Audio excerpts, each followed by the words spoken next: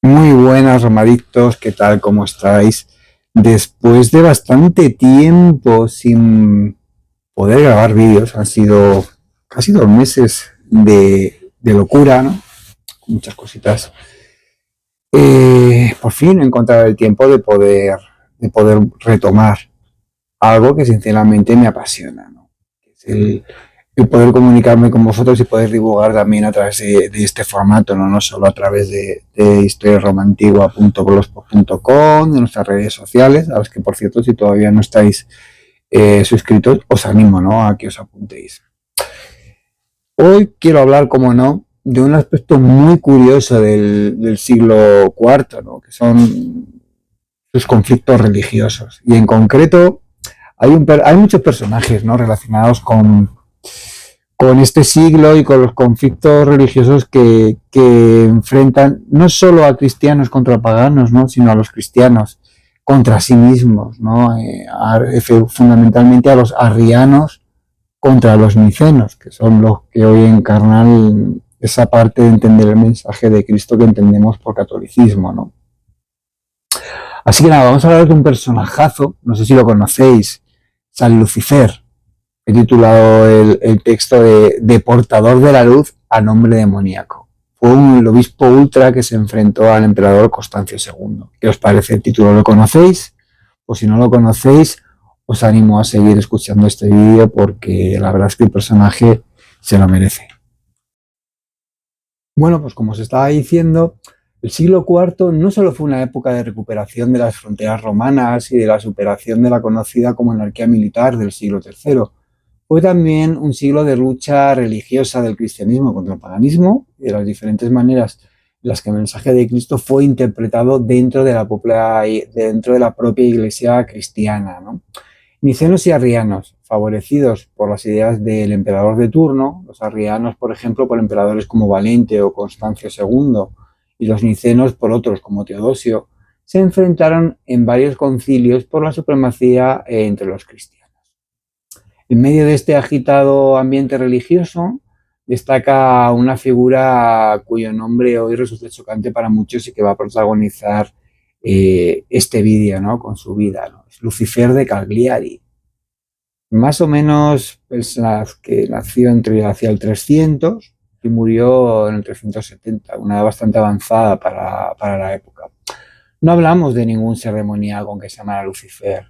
Hablamos de un santo de la Iglesia Católica y aunque, bueno, lleva pensándose su santidad desde el siglo XVII, incluso para la Iglesia Católica este hombre fue demasiado ultra, ¿no? Este obispo fue martillo de herejes, uno de los más radicales de su tiempo, que ya es decir, y un obispo que prefirió el exilio y el aislamiento antes de ceder un milímetro en su interpretación de la fe cristiana, ¿no? Para entender a Lucifer debemos entender también el ambiente en el que se desarrolló su actividad religiosa y la doctrina que pretendía combatir, ¿no?, que es el arrianismo, que era una corriente cristiana impulsada por el presbítero Arrio, que sugería que Cristo no era de la misma sustancia que Dios Padre, sino una criatura creada.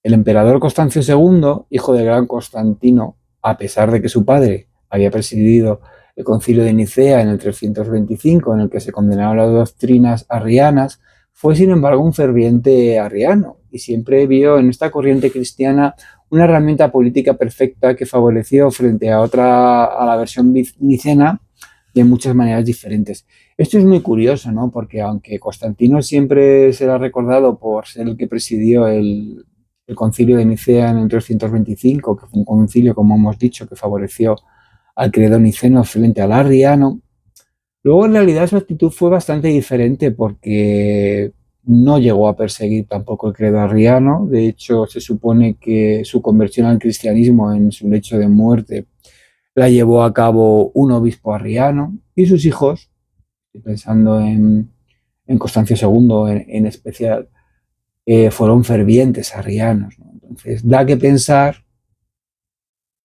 en esa contradicción, ¿no? Sin embargo, en el año 354 se encontró con un duro opositor a su política religiosa, llegado desde la isla de Cerdeña, ¿no? este arrianismo. ¿Quién fue este opositor? Pues fue Lucifer, el obispo de Cagliari, que no veía en el arrianismo una opción teológica, sino una blasfemia absoluta. Su nombre, Lux Ferre, portador de luz, era para él fundamental, ¿no? Le identificaba también como portador de la verdad, ¿no? Para él era una misión iluminar la oscuridad del error imperial, defender la ortodoxia católica. Sabemos que en el 355 fue enviado por el Papa Liberio al Concilio de Milán como defensor de San Atanasio, uno de los principales exponentes de la doctrina nicena, ¿no? Y de los defensores de la doctrina nicena. En este concilio fue el momento en el que podemos localizar el momento cumbre de la vida de Lucifer. El emperador Constancio II, actuando como obispo de obispos, exigió que todos los presentes firmaran la condena de San Atanasio, el gran defensor de la ortodoxia nicena, frente a otras corrientes, fundamentalmente el arrianismo.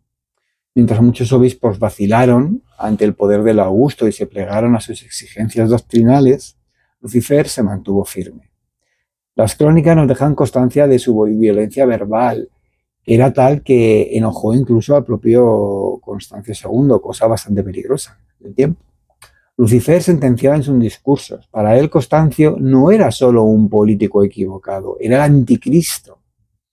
Como resultado de su insolencia, bueno, pues al final hubo consecuencias, ¿no? Y Lucifer fue desterrado junto a dos obispos nicenos como Osio de Córdoba, Dionisio de Milán, Hilario de Poitiers, Eusebio de Vercelli e incluso el mismo Papa Liberio, ¿no?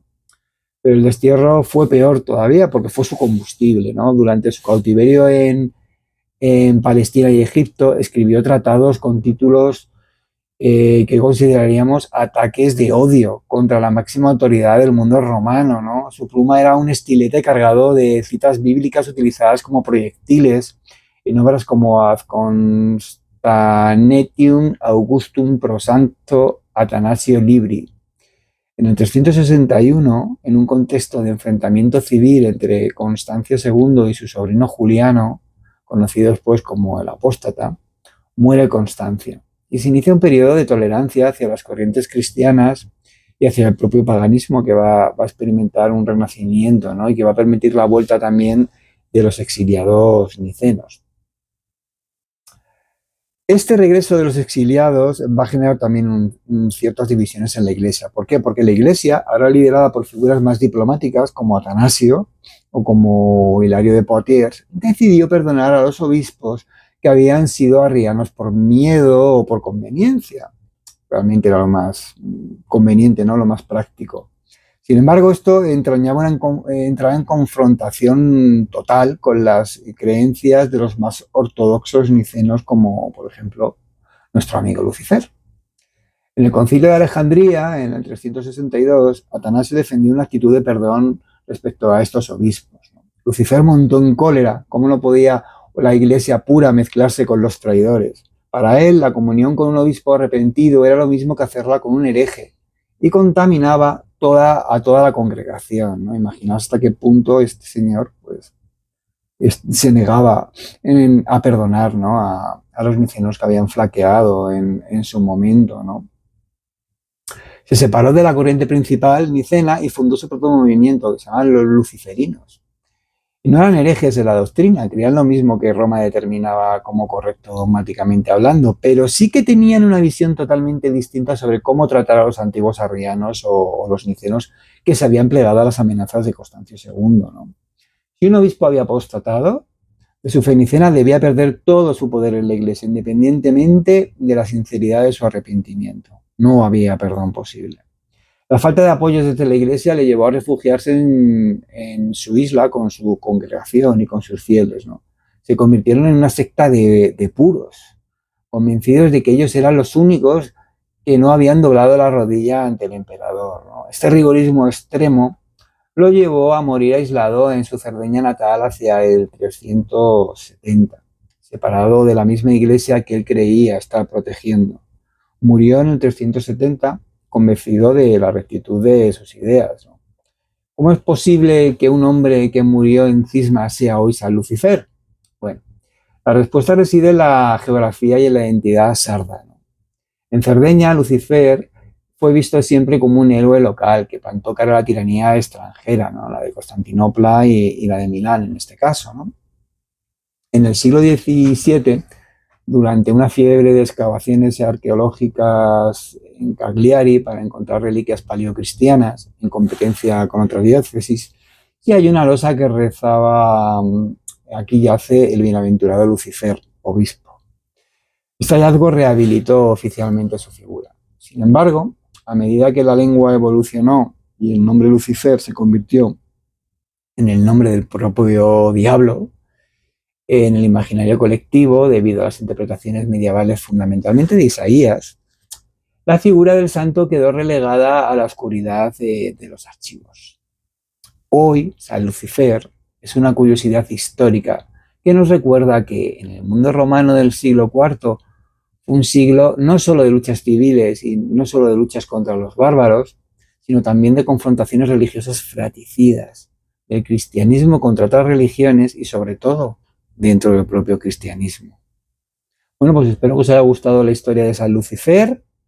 Si no estáis suscritos al canal, por favor, suscribiros y os espero dentro de poco con un nuevo vídeo. Un saludo a todos.